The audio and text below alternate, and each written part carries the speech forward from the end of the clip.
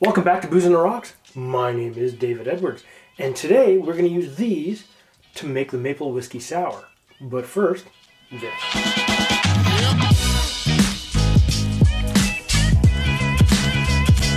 Now, the sour cocktail was first written down in Jerry Thomas's 1862 book, The Bartender's Guide. However, this basic recipe had been known previously for over a century.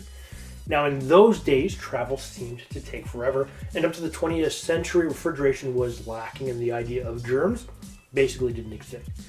But long journeys overland weren't terrible, and you could stop off and resupply or just go hunting and foraging.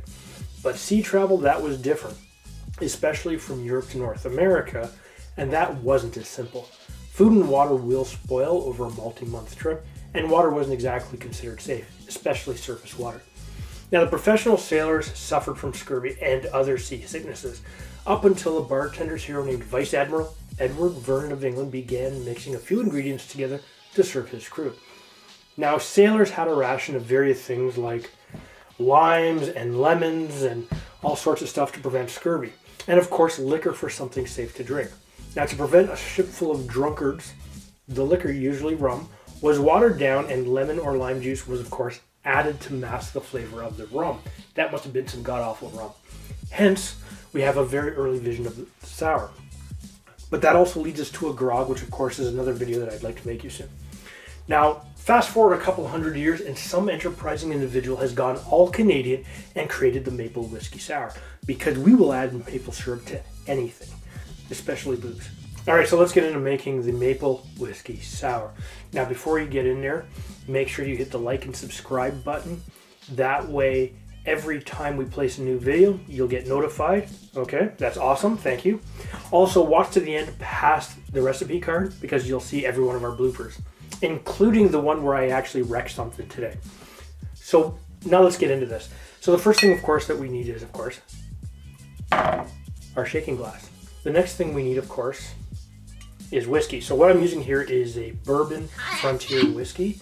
This is a whiskey made with mostly Canadian rye.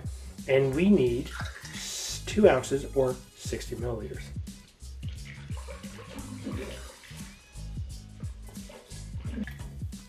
And I love the shape of this bottle. Okay. The next thing, of course, we need is some lemon juice. So we need 1 ounce of this or 30 milliliters. And you always want to use fresh citrus fruit whenever you can.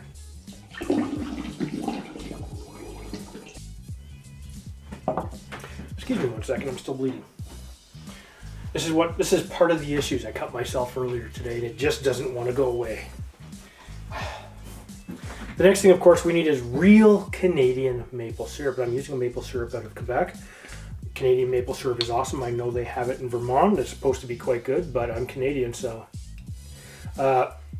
We need 3/4 ounce or 22.5 mils. Oh, and the beautiful syrupy goodness. Oh. It makes me just want to have some pancakes right now. Oh yeah. And to go along with those pancakes and waffles, of course, we need an egg. But what we're going to use is 1 egg white.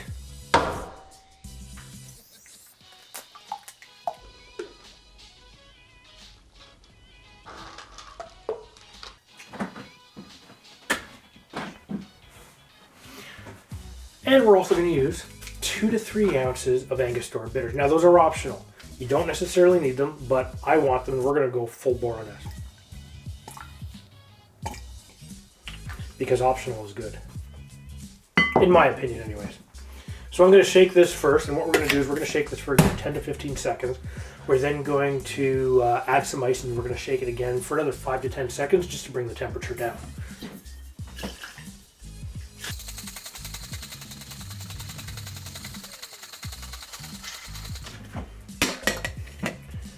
That was close. So here we're going to add a big chunk of ice. And a little bit more ice. And we're going to shake this again.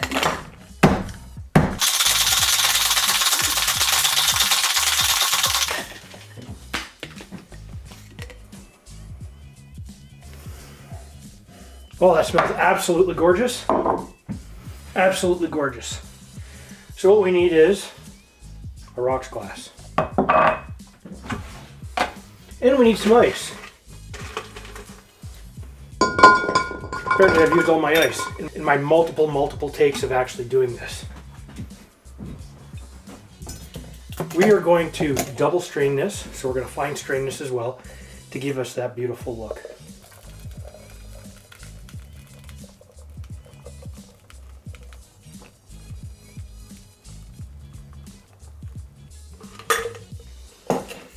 Absolutely gorgeous.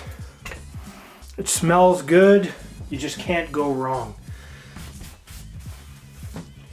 And of course, for a garnish, you would traditionally use a little bit of lime. But what I want to do, or lemon, your choice, but today I'm going to use a blood orange. I was able to get my hands on some, and I really like those, like the color that you get from one of these. And the flavor will just enhance this slightly.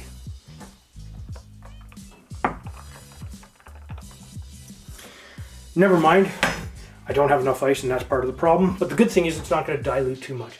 If you want, use a bigger ice cube, and that way your ice cube won't dilute the same way because of the surface area. It has to do with physics and temperature and science. So let's see how this smells. Smells good.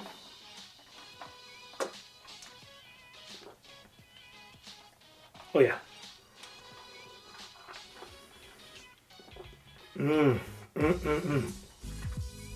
This video is basically done because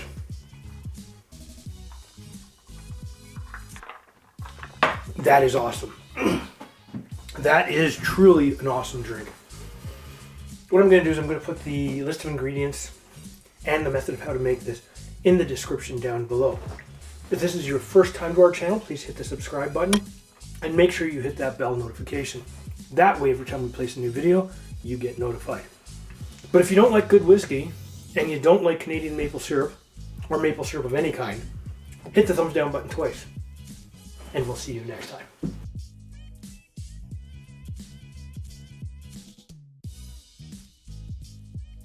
Safe.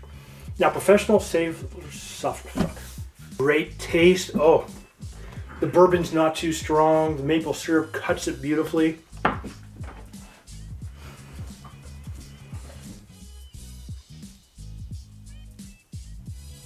Stop it. I made my drink wrong. Now wait a couple months, couple centuries, not months.